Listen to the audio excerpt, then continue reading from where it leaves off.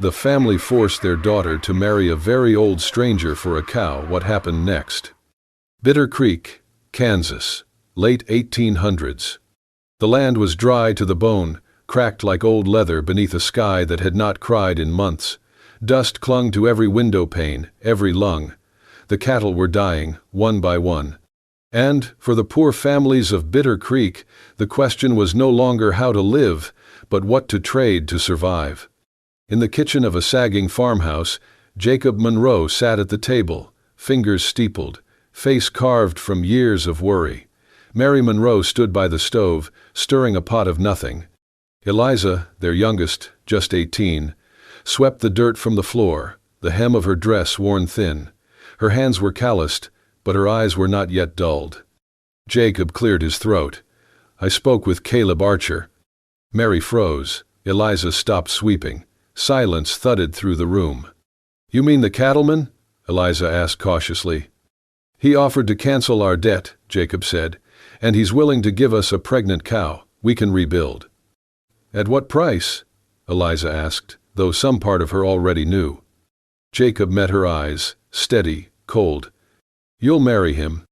Eliza's broom slipped from her hands. "He's old enough to be my father," she cried, stepping back. "He is 44. You are 18. It is legal, and it will save this family," Jacob replied, as if reading from a ledger. Her voice trembled. "Please, father, do not do this." Jacob rose, voice hard. "A cow will keep your mother fed. It will keep your brothers from going hungry. That is the cost, and you will pay it." Eliza turned to her mother. "Mama?" Mary did not meet her eyes. "We do what we must," she whispered. And that was that. The wedding was held in the small white church on the edge of town. No flowers, no music, just the creak of pews and the weight of eyes. Eliza wore her mother's old dress, yellowed lace and faded ribbon. Her hands trembled in her lap.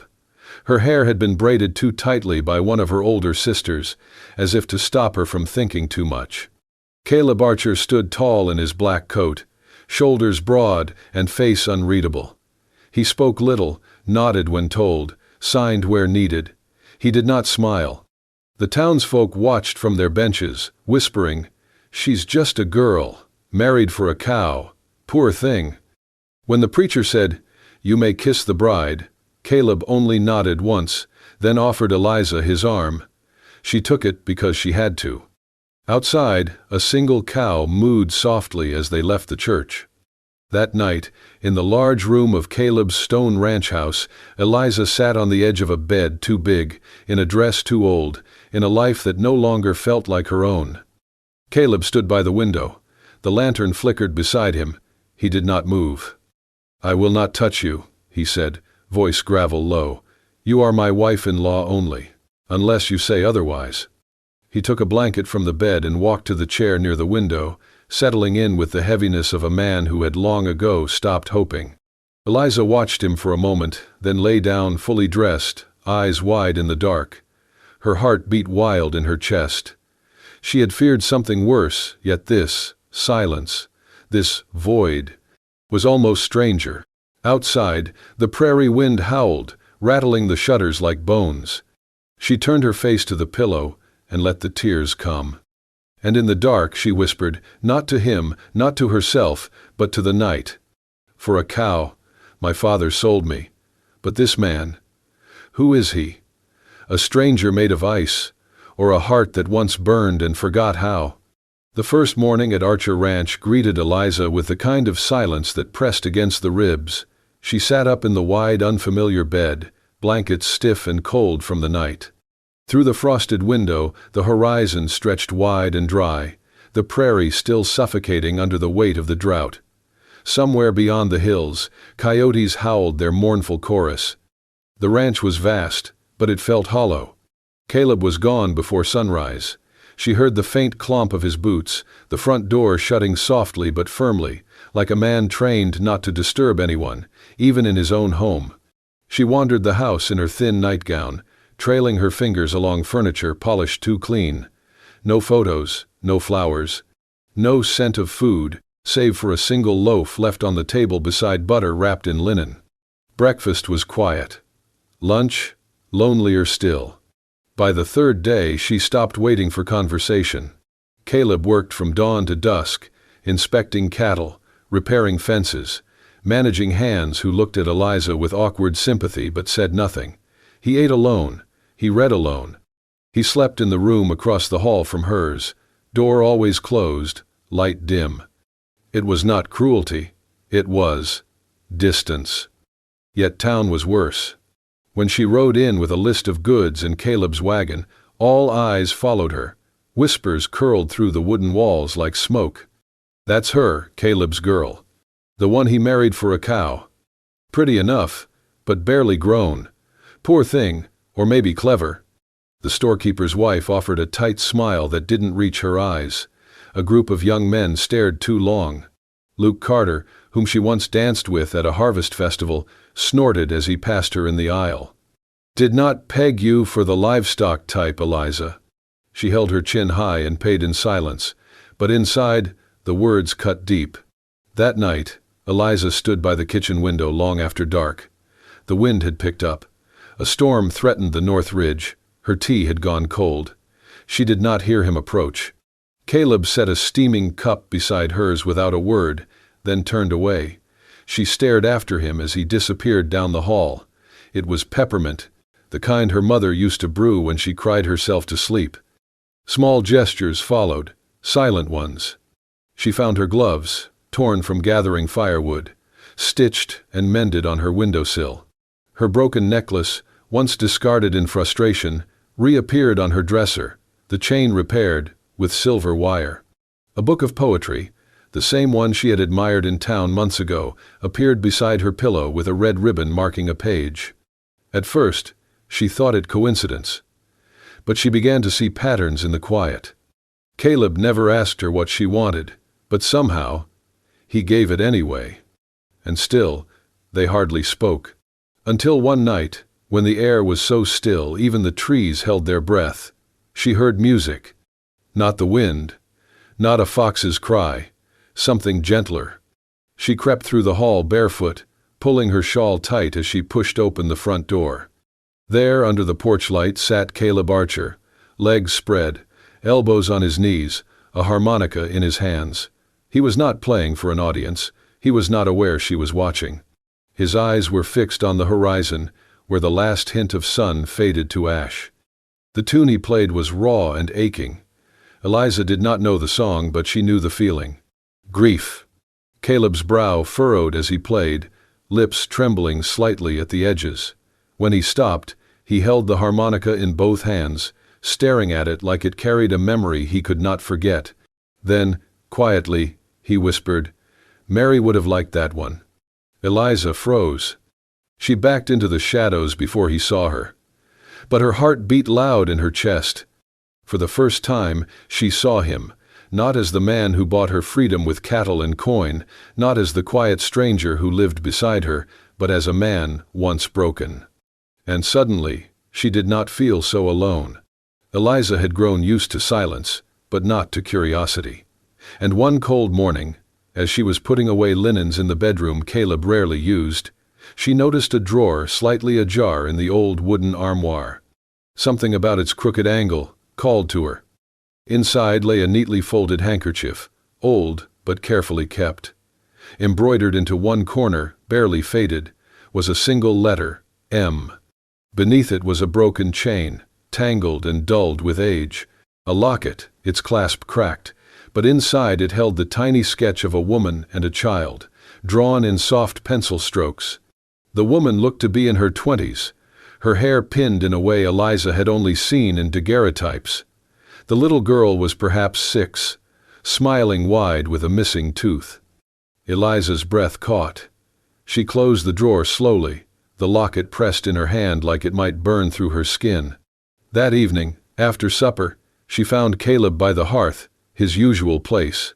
The fire cast long shadows up the walls. He was sharpening a blade slowly, rhythmically. She stood in the doorway, the handkerchief in her hands.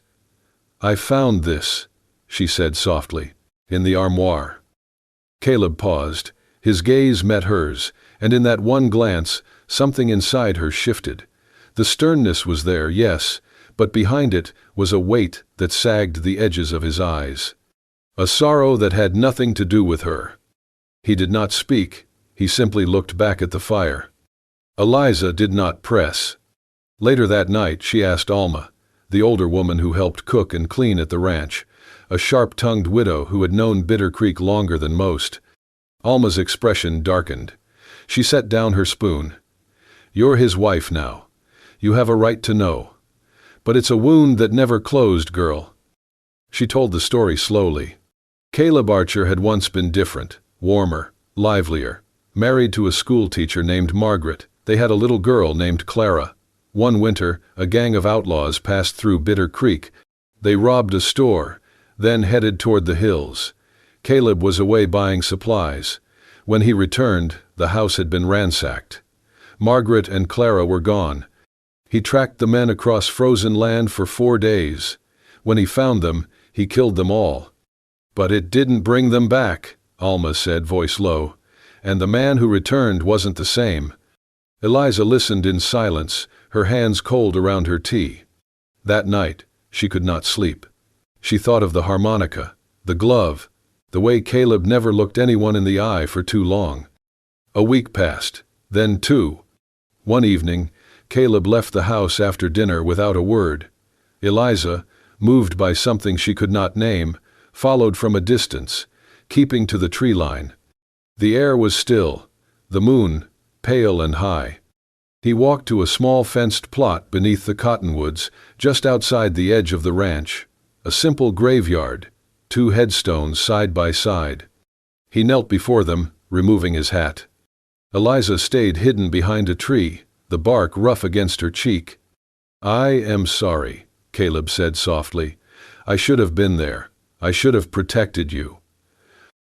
He ran a hand through his hair, fingers trembling. "I am not the man I was. I do not know if I ever will be again." His voice cracked. Eliza felt a sharp pain rise in her chest. Her eyes stung.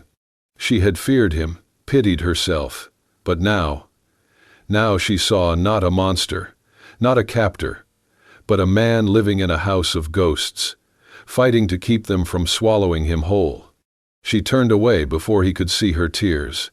And that night, lying in bed while the wind whispered against the shutters, Eliza thought not of cows or contracts, but of a man playing sad songs alone and a girl trying to learn the rhythm of his silence. The days passed with quiet grace. Bitter Creek remained dry. The wind still carried dust across the fields, but something inside the Archer ranch was shifting, softly, slowly, like thawing earth after winter.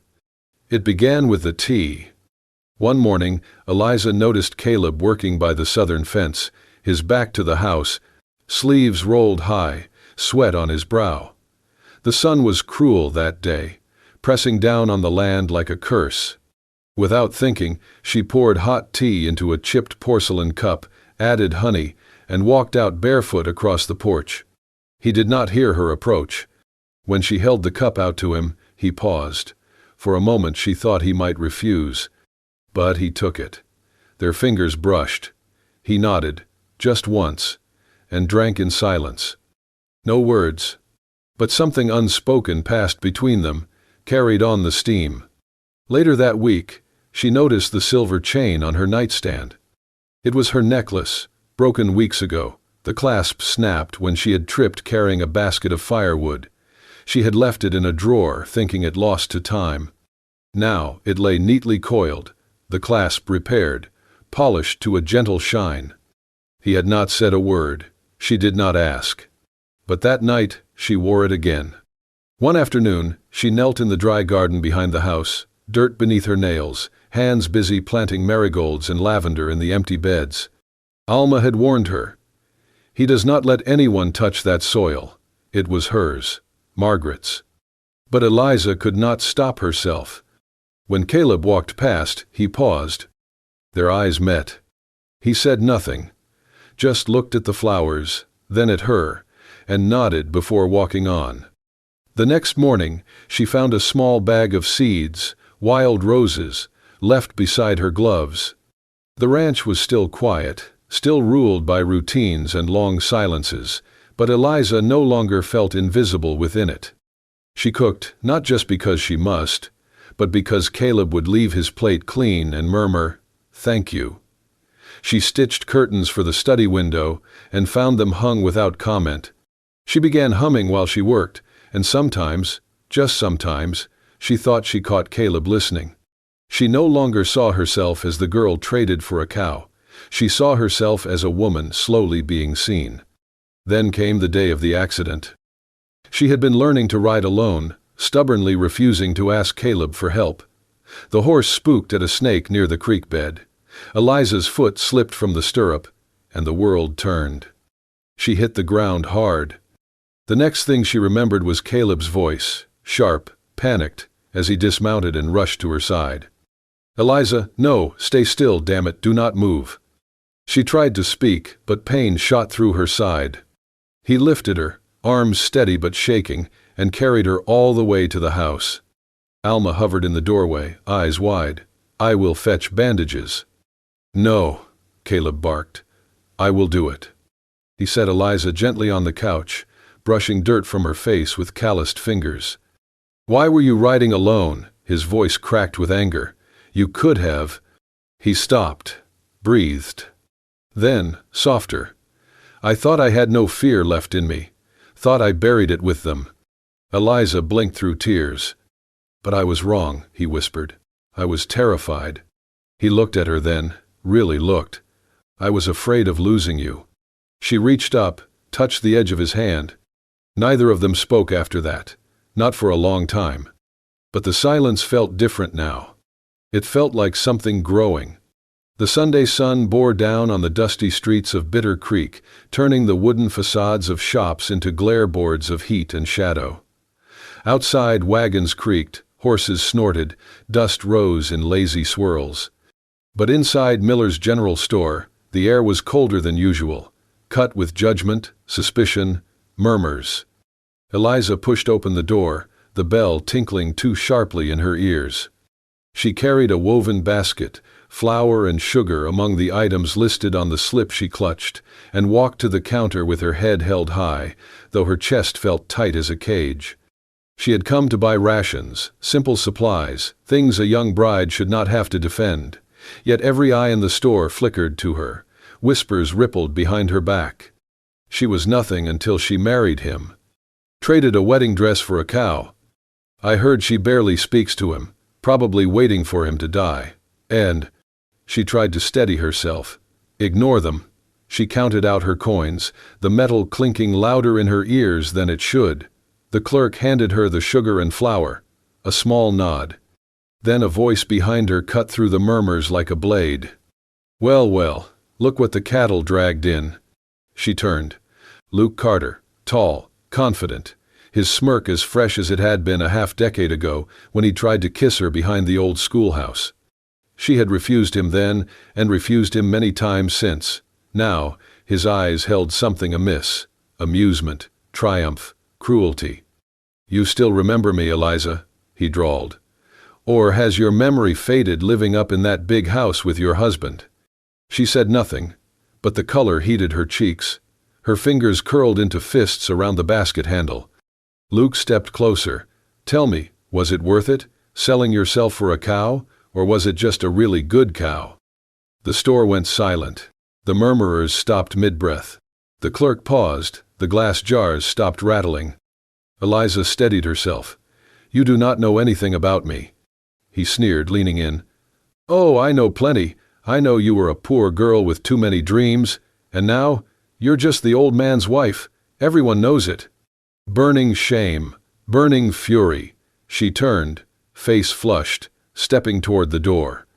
Then the door slammed open. Caleb. His boots struck the wooden floor like thunder. In 2 strides he was beside her. He was tall, broad, dust on his coat, eyes narrowing. "What is going on here?" he asked, voice low and edged with steel. Luke laughed. "Just reminding your little bride where she came from." Caleb's jaw twitched.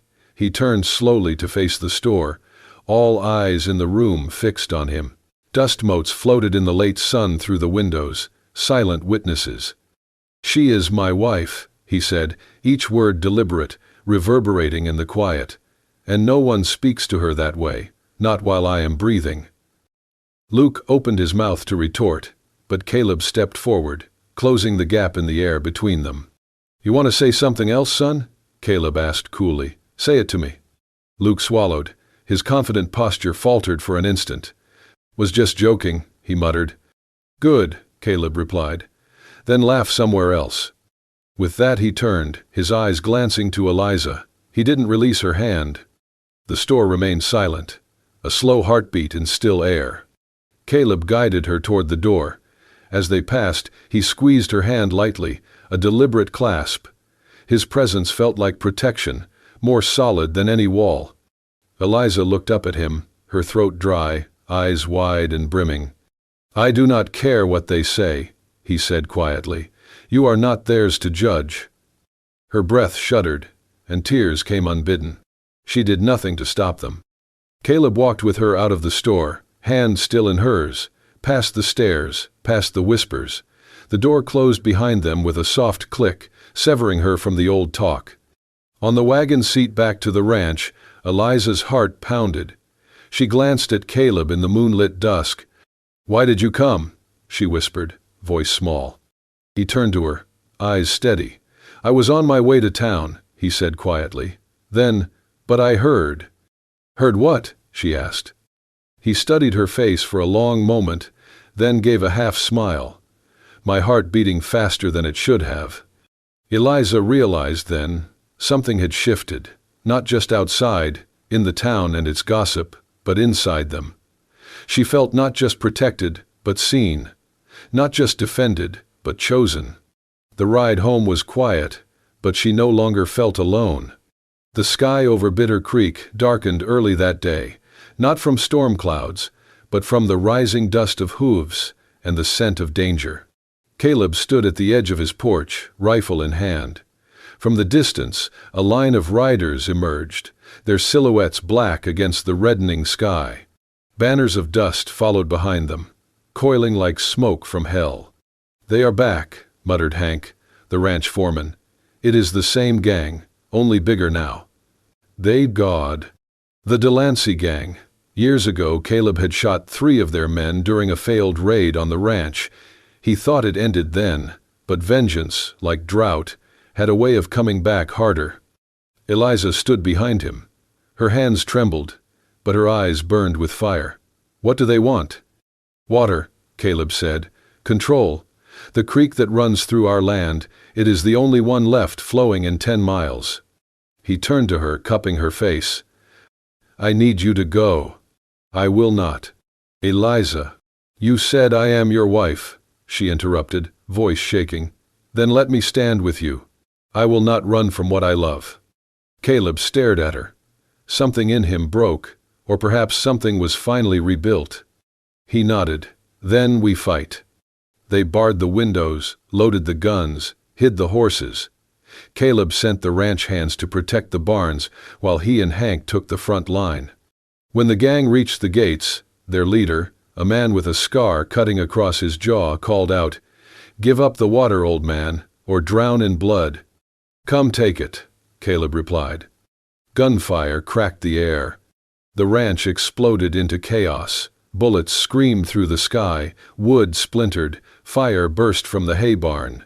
Caleb and Hank returned fire from the porch, holding the line. Eliza stayed inside, loading rifles, handing ammunition through the window with steady hands.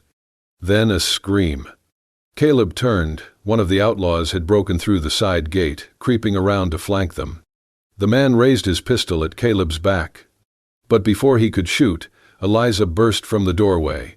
She threw herself forward, grabbing the outlaw's arm, just as the gun went off. The bullet missed Caleb, grazing the porch beam. Caleb spun, fired, and the attacker fell. "Eliza!" he cried, rushing to her side. Her hands were shaking, her breath shallow. "I am all right," she whispered, "just a bruise."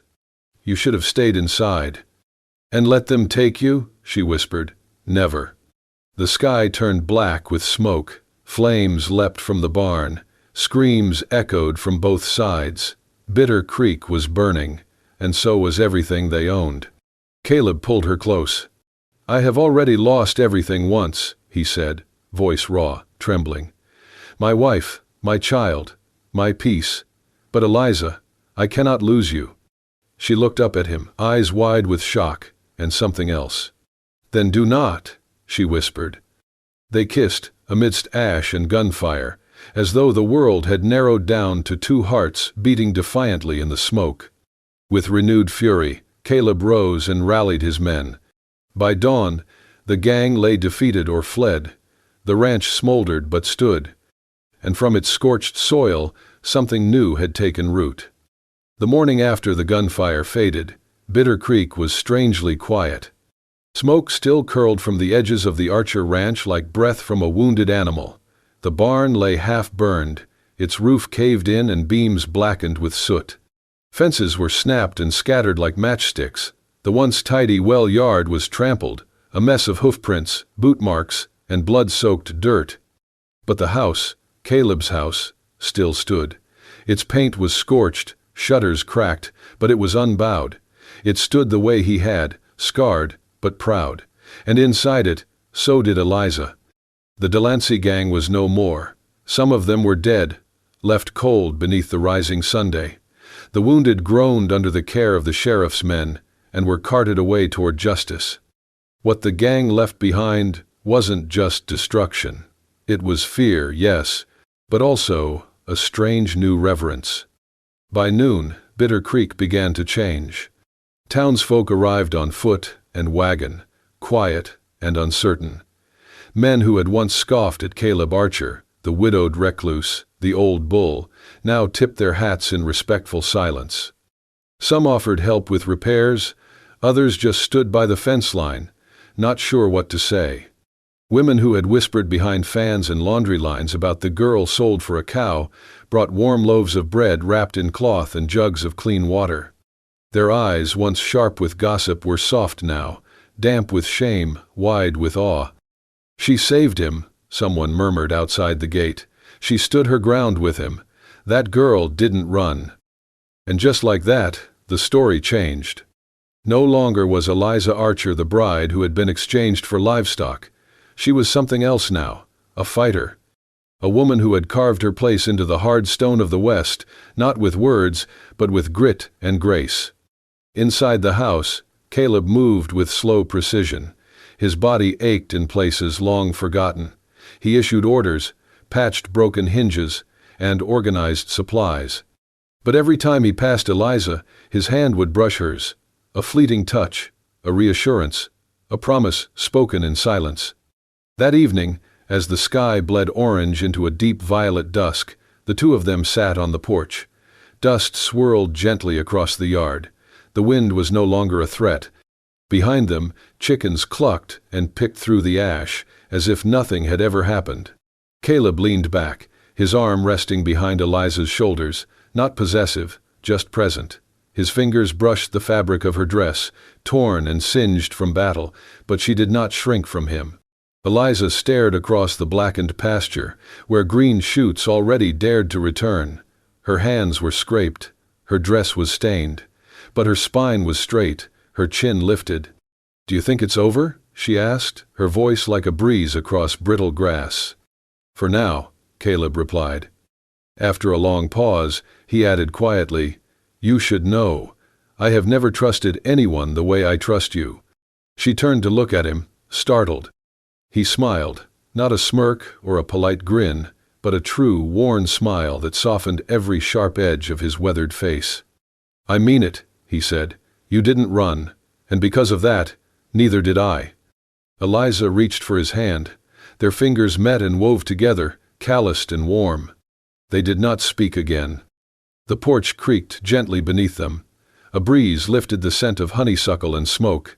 Above them, the stars blinked to life over the still beating heart of the Archer Ranch. And there, beneath the bruised sky, two souls sat steady, weathered, scarred, and unshaken. Together. Spring came late to Bitter Creek that year, but when it arrived, it came like a quiet miracle. The cracked earth, once too hard for seeds, softened beneath the gentle rains. Wildflowers sprang up in surprising places, between fence posts, along wagon ruts, even through the soot-blackened corners of the barn. Lilacs bent in the breeze like old women dancing, while goldenrod lit up the pastures like candles flickering back to life. Prairie daisies swayed with bees clinging to their centers, as if the land itself had begun to breathe again. At the Archer Ranch, the pace slowed, but the work never stopped. Caleb and Eliza rebuilt what had been lost. They cut new boards for the barn wall, hammered nails into fresh timber, restrung the wire across the corral gate. Their hands were often covered in soil or calluses, but there was no tension in their movements, only ease, only rhythm. Their silences were no longer heavy. They were companionable, like an old song hummed under breath. One morning, Eliza knelt in the dirt near the well, pressing marigold roots into the earth, beside sprigs of mint. The scent was sharp and hopeful. Behind her, Caleb approached with a canteen, his shirt damp with sweat, and handed it to her without a word. She smiled as she took it, brushing his fingers. He didn't flinch. Instead, he lingered just a moment longer. That afternoon, walking back from the far pasture, they paused by the new stretch of fencing Caleb had built. The sun dipped low, painting everything in amber. Eliza looked across the land, still scarred, still stubborn, but undeniably alive. "I used to think," she said, her voice quiet but steady, "that the day my father sold me to you for a cow was the day my life ended." She looked at him, eyes shining with something deeper than tears. "But it wasn't the end, not even close. You gave me something I didn't know I needed, a home, a choice, a future." Caleb looked at her, the lines of his face softened. "Not a trade," he said, "a beginning." She reached for his hand, and he took it without hesitation. They walked the fence line in the warm hush of spring, shadows stretching behind them, the scent of new blossoms in the air. The land was blooming again. And so were they. If this story moved your heart the way Eliza and Caleb moved each other's, through hardship, healing, and the kind of love that grows in the most unlikely soil, then don't forget to hit that hype button and subscribe to Wild West Love Stories. We bring you tales of love that defies time, scars that soften, and second chances found in dust and silence. More forbidden glances, redemptive endings, and romance under the open sky are waiting for you. This is not just the Wild West. This is where love fights, survives, and blooms. See you in the next story.